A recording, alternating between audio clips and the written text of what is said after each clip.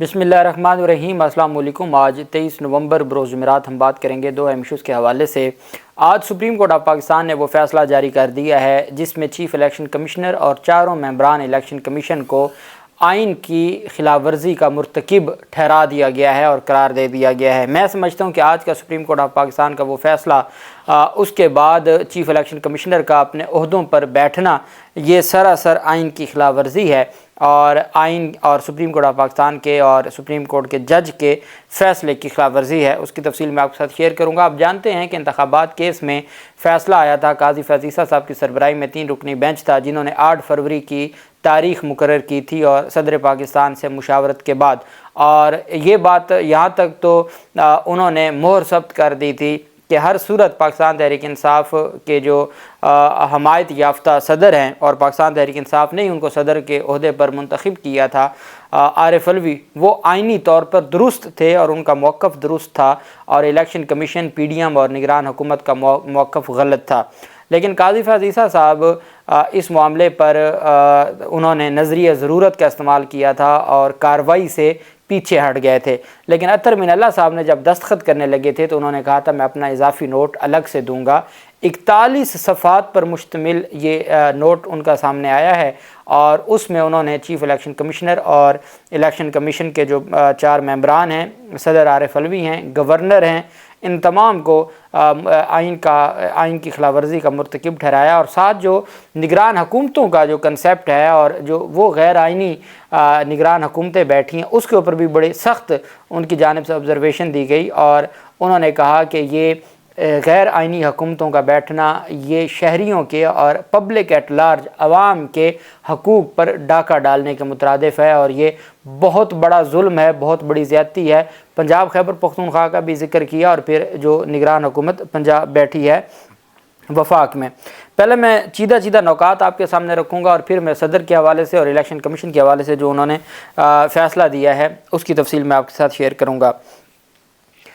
عام انتخابات کی تاریخ سے متعلق کیس میں سپریم کورٹ کے جج جسٹس اطہر من اللہ نے اپنا اضافی نوٹ جاری کیا ہے 41 صفحات پر مشتمل۔ نوٹ میں کہا گیا کہ قومی اسمبلی کی تحلیل کے بعد عام انتخابات 7 نومبر تک ہونا آئینی تقاضا تھا اور ضروری تھا۔ انتخابات کی تاریخ دینا آرٹیکل 48 شق 5 کے تحت صرف صدر کا حق ہے، اور یہ یقینی بنانا صدر کی ذمہ داری تھی کہ پاکستانی ووٹ کے حق سے 90 دن سے زیادہ محروم نہ رہیں۔ الیکشن کمیشن اور صدر نے 8 فروری کی تاریخ دے کر خود کو آئینی خلاف ورزی کا مرتکب ٹھہرایا۔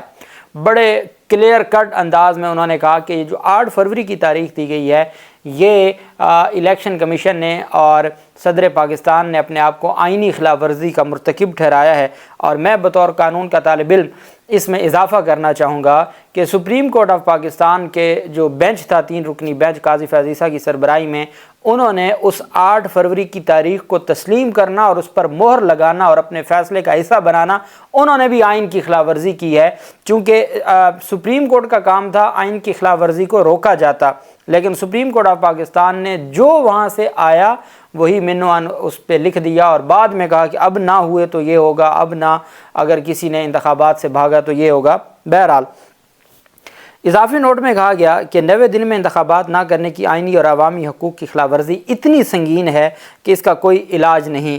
صدر یا گورنر انتخابات کی تاریخ دینے کی آئینی ذمہ داری پوری نہیں کر رہے تھے تو الیکشن کمیشن کو اپنا کردار ادا کرنا چاہیے تھا۔ اضافی نوٹ میں کہا گیا کہ الیکشن کمیشن کو آئین بچانے کے لیے اپنا کردار ادا کرنا چاہیے تھا۔ صدر مملکت اور گورنرز کو اپنے منصب کے مطابق نیوٹرل رہنا چاہیے تھا۔ الیکشن کمیشن صدر یا گورنرز کے ایکشن نہ لینے پر خاموش تماشائی نہیں بن سکتا۔ انتخابات میں 90 دن میں اوپر ایک بھی دن کی تاخیر سنگین آئینی خلاف ورزی ہے۔ آئینی خلاف ورزی اب ہو چکی ہے اور اسے مزید ہونے سے روکا بھی نہیں جا سکتا۔ اطہر من اللہ نے اضافی نوٹ میں کہا کہ انتخابات کی تاریخ دینے میں صدر اور الیکشن کمیشن نے اپنی ذمہ داری نہیں نبھائی۔ صدر انتخابات کی تاریخ نہ دے کر اپنی آئینی ذمہ داری ادا کرنے میں ناکام رہے۔ انتخابات سے عوام کو دور نہیں رکھا جا سکتا۔ وقت پر انتخابات نہ کروانا عوام کے بنیادی حقوق کی خلاف ورزی ہے۔ انتخابات نہ کروا کر عوام کے حقوق کی خلاف ورزی ثابت ہو چکی ہے۔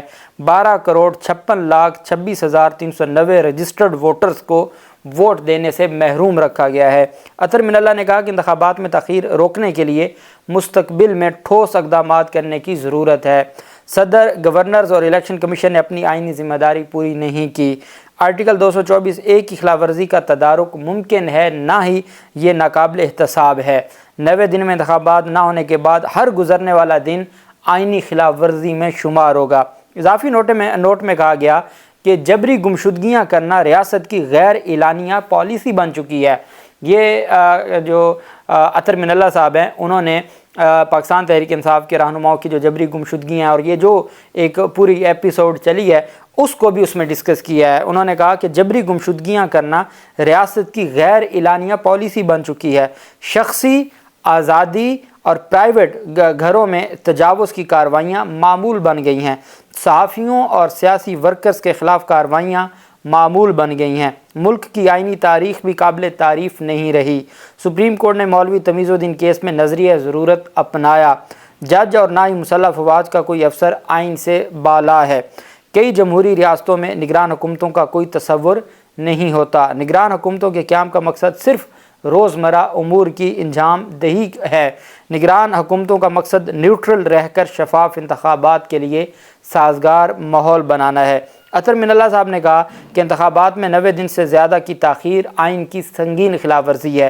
انہوں نے نگران حکومتوں کو بھی ڈسکس کیا، صدر، گورنر اور الیکشن کمیشن کو بھی ڈسکس کیا، اور انہوں نے جبری گمشدگیوں پر بھی بات کی۔ عطر من اللہ نے کہا کہ انتخابات میں 90 دن سے زیادہ کی تاخیر آئین کی سنگین خلاف ورزی ہے۔ انتخابات کے انعقاد میں 90 دن سے زیادہ تاخیر آئین کو معطل کرنے کے مترادف ہے۔ انتخابات میں تاخیر کے آئینی حق کی خلاف ورزی کا مداوع آرٹیکل 254 سے بھی ممکن نہیں ہے۔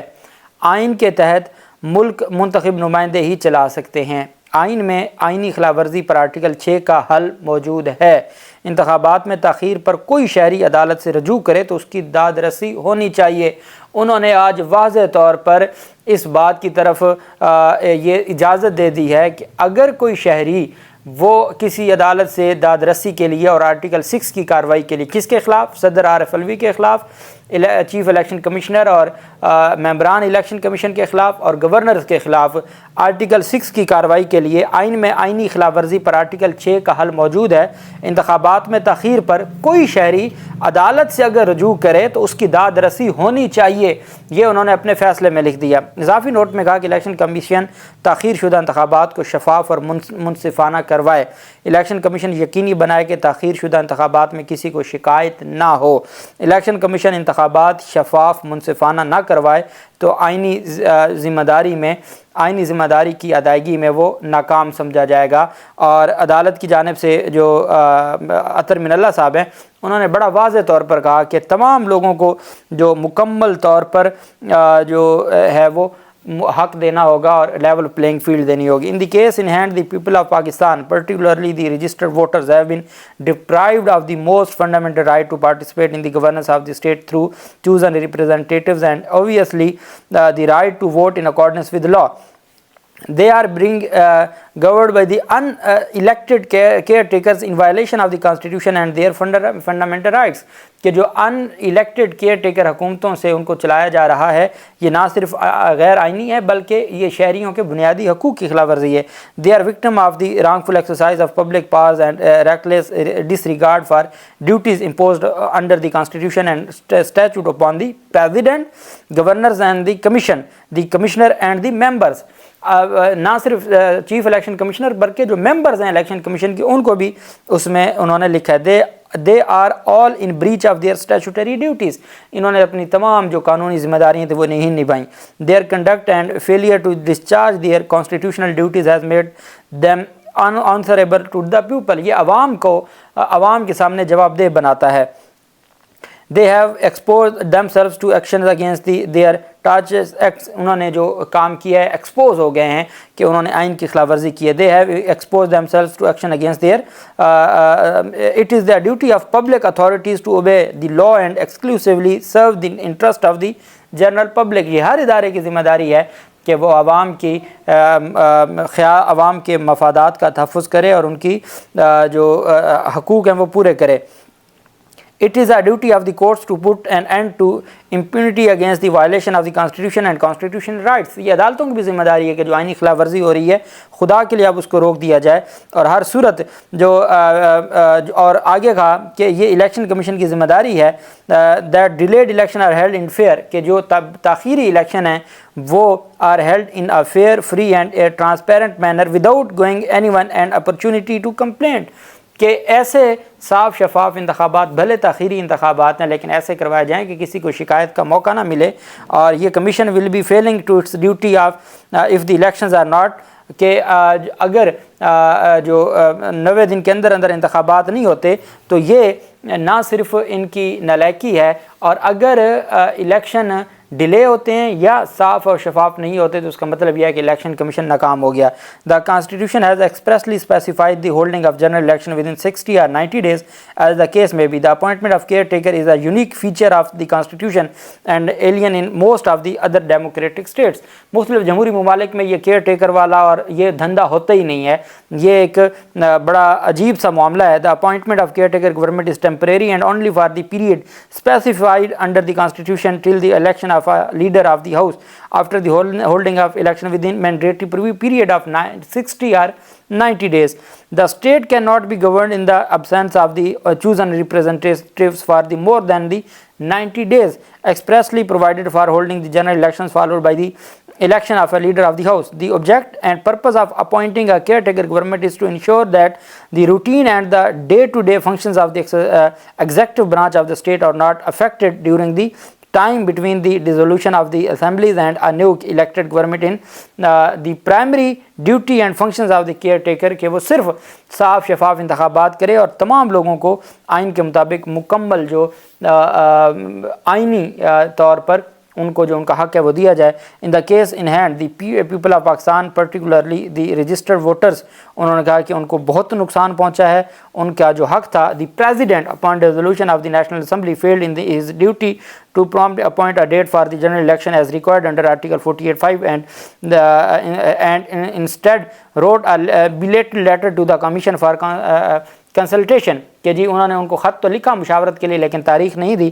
The letter despite being the creation of the constitution refused consultation with the constitutional office and instead choose to write a letter based on its own interpretation which was in reckless disregard to the express provision of the constitution and the act of 2017 کہ صدر پاکستان نے اپنی جو ذمہ داری تھی وہ نہیں نبھائی.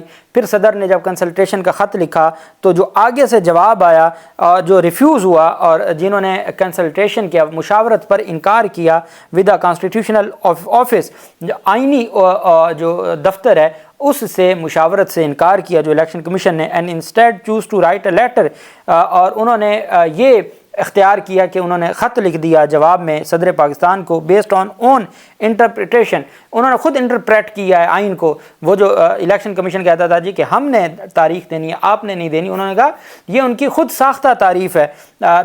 جو انہوں نے آئین کی تشریح کی ہے اس کا آئین میں کوئی گنجائش نہیں ہے. صدر کا کنسلٹیشن کے لیے خط لکھنا آئینی تھا، جبکہ الیکشن کمیشن کا خط سے انکار کرنا یا مشاورت سے انکار کرنا یا اپنی تشریح کرنا سراسر غیر آئینی تھا. These petitions were failed but they were not. انہوں نے یہ بھی کہا کہ یہ درخواستیں دائر ہوئیں لیکن ان کو فکس نہ کیا گیا، اور کیوں نہ فکس کیا گیا اس کا تو نہیں پتہ. These petitions were filed but they were not fixed for hearing. Their fixation at the stage has made the violation of constitution and denial of the rights of the people imminent because the 90 days period will expire on November 7 کہ جی چونکہ اور یہ قاضی فیض عیسیٰ صاحب کے آنے پر 17 ستمبر کو اگر وہ 18-19 ستمبر کو یہ لگا دیتے تو 7 نومبر تک انتخابات ممکن تھے، لیکن انہوں نے نہ لگایا. کیوں کہ انہوں نے پہلے اپنے جو معاملات تھے وہ دیکھنے تھے اور اس پر بھی انہوں نے اعتراض اٹھایا. بہرحال ایک 41 صفحات پر مشتمل یہ ایک پوری بک ہے.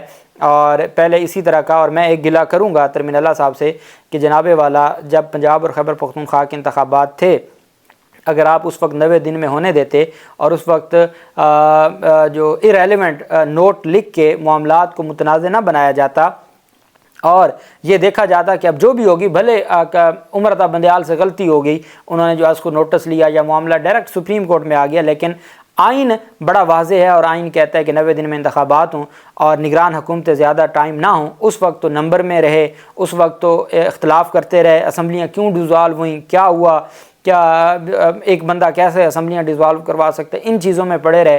آج 1 سال ہونے کو ہے وہ نگران حکومتیں ہیں, اور آج آپ جو دھاڑے مار مار کے رو رہے ہیں اپنے فیصلے میں آئین کی خلاف ورزی پر, اور میں سمجھتا ہوں چونکہ وہ ذمہ دار ہیں تو اس وجہ سے میں ان کی تکلیف کو سمجھتا ہوں کہ وہ بہت تکلیف میں ہیں کہ آئین ٹوٹا ہے یا اور آئین کی خلاف ورزی ہوئی ہے.